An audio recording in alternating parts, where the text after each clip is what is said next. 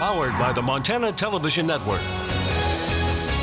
Montana This Morning continues on Montana's News Leader. President Trump heads to Texas today. I'm Laura Podesta. I'll tell you what he's saying about toughening his stance on immigration and border security. The city says work will be done on Cottonwood, and you will see why. I'm Cody Boyer with the latest on the potholes. Oh, that story in just a moment. We had to take that road the other day when we were coming back from a shoot. Wow. Yes, we did. Our top story for you here at 6:30 on your Wednesday morning. President Trump heads to Texas today, where he will attend a pair of fundraisers and hold some round tables with some of his supporters. It's his second visit to a border state in the past few days as he shakes up his immigration team. CBS's Laura Podesta has the latest this morning from New York. Today is the last day on the job for Department of Homeland Security Secretary Kirstjen Nielsen and Acting Deputy Secretary Claire Grady. I never said I'm cleaning house. A senior administration official says the White House is frustrated by the agency's inability to implement President Trump's immigration policies. If you got rid of catch and release, chain migration, visa lottery, you have to fix the asylum situation. President Trump denied wanting to reinstate his family separation policy from last year. We are not looking to do it. But claimed it was effective. Once you don't have it, that's why you see many more people coming. They're coming like it's a picnic, because let's go to Disneyland. New figures from Customs and Border Protection show nearly 93,000 migrants were apprehended trying to cross the southern border illegally last month, the most in more than a decade. Many Republicans want to focus on a legislative fix. To the extent that we can find a bipartisan solution, count me in. But it appears the White House is ready to move forward on its own. That includes one rule change allowing the government to detain migrant children for more than the current 20-day limit. They have a failed immigration policy, and they've decided getting tougher is the answer. They're wrong. The Trump administration also wants to make it harder for immigrants to seek asylum. Laura Podesta, CBS News. Now, those changes are likely to be contested in court, where a handful of the president's other policies have been struck down. Later today, Customs and Border Protection Commissioner Kevin McAleenan will take over as acting DHS secretary. We'll be following that story. I'm sure CBS This Morning will be following that as well. More coming up at 7 o'clock. That's right. That's right. Switching gears to some wet weather.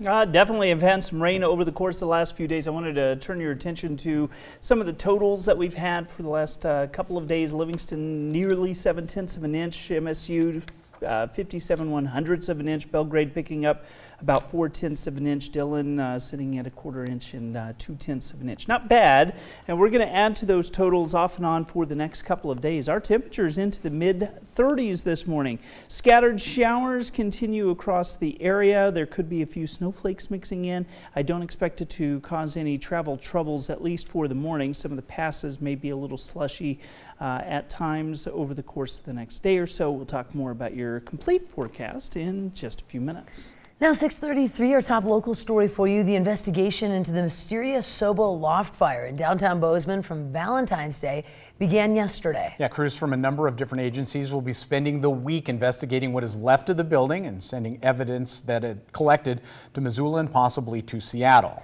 Northwest Energy was on the scene yesterday after the Bozeman fire. Investigators found a minor gas leak on Monday. While investigating the property, Bozeman fire investigator Josh Charles says that the leak has not been established as being involved with the fire, and investigations like this one are not very easy. On a project this large, as we all know, is a 4-story building that ended up in the foundation. It's a slow, meticulous process of slowly digging through. We have a couple items of interest that we're looking for, general origin of the fire and areas. We kind of put that together with videos we receive from squad cars, surveillance cameras out in the area, and kind of areas of concern that we're just trying to find what was in that area and kind of build a map of what came from where.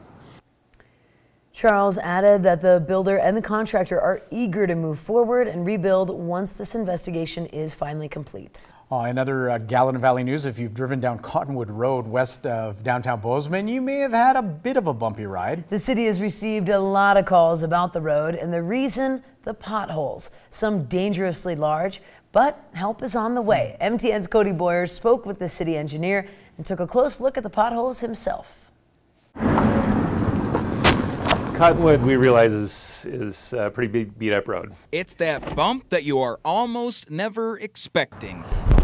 Right now, Cottonwood is full of them. It hurts my teeth. It's like, and then you cringe too, and you're like, ouch. Catherine Holmes is one of many who brave the road regularly. You just like slow down, but you still hit him. You're like, I'm sorry, car. And you like just cry a bit inside. We realize there's a problem out there on Cottonwood. Bozeman City Engineer Sean Coates has fielded calls about it. He says there's good news, but it's on the horizon. We have plans to upgrade Cottonwood this summer.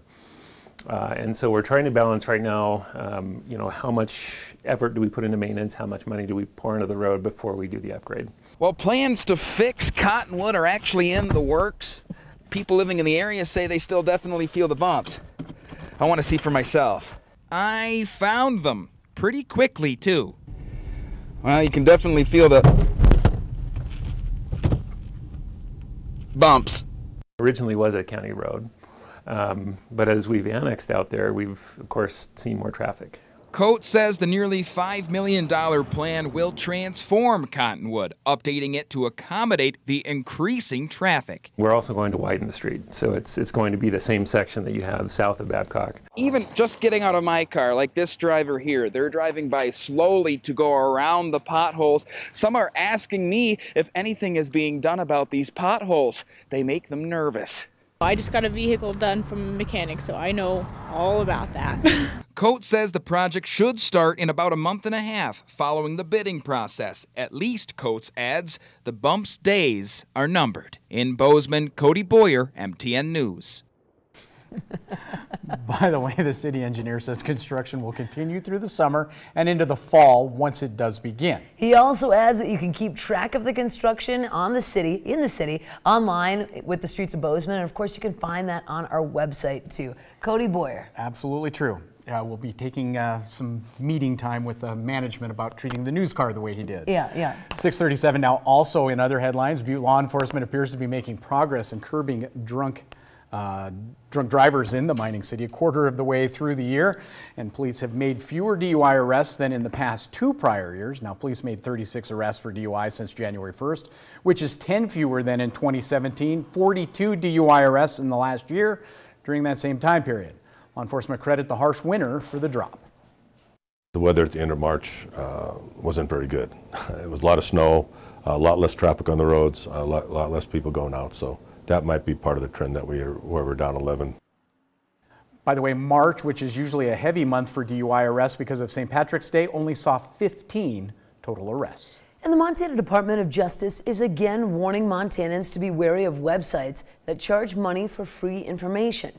Now, according to the AG's office, there are websites that are charging people for that information, and that's actually available for free from the state's Motor Vehicle Division. In a statement, Attorney General Tim Fox said these websites can be easy to confuse with the state's websites, even if they've been engineered to rank near the top in the website searches. MVD officials say that many of the websites will then sell the information on how to complete driver licensing services, and reminding consumers that no outside website is authorized to renew licenses or schedule appointments. To make sure you have the right website, the Attorney General's office says check for the dot.gov address or call your local office. In other news this morning, Montana and Wyoming Senators Steve Daines and John Barrasso are now resurrecting a bill to build a Washington state port that would handle coal from both states. Senators Daines and Barrasso say their bill would prevent the Clean Water Act from being used as a weapon to block coal exports. The bill aims to limit the Clean Water Act. Washington state officials cited the Clean Water Act when it denied a permit for the Millennium Bulk Terminals coal dock at Longview, Washington some 2 years ago. Developers of Millennium Terminals hope to export 44 million tons of Powder River coal to markets in Asia through the Columbia River port. Daines and Barrasso introduced similar legislation last summer, but that effort stalled after a committee hearing. And U.S. lumber producers welcomed a decision yesterday by the World Trade Organization about softwood lumber. That decision is the latest development in an ongoing dispute between Canada and the U.S., where the U.S. believes Canada unfairly subsidizes its softwood lumber production. On Tuesday's ruling stems from a complaint by Canada regarding the U.S. Department of Commerce uses of anti-dumping measures. The measures are used to offset what U.S. sawmills see as Canada unfairly dumping low-cost lumber into the U.S. market. Canada still has a chance to appeal that panel's decision. We have to take a quick break. Thank you so much for being here with us on this lovely Wednesday morning. It is 6:40.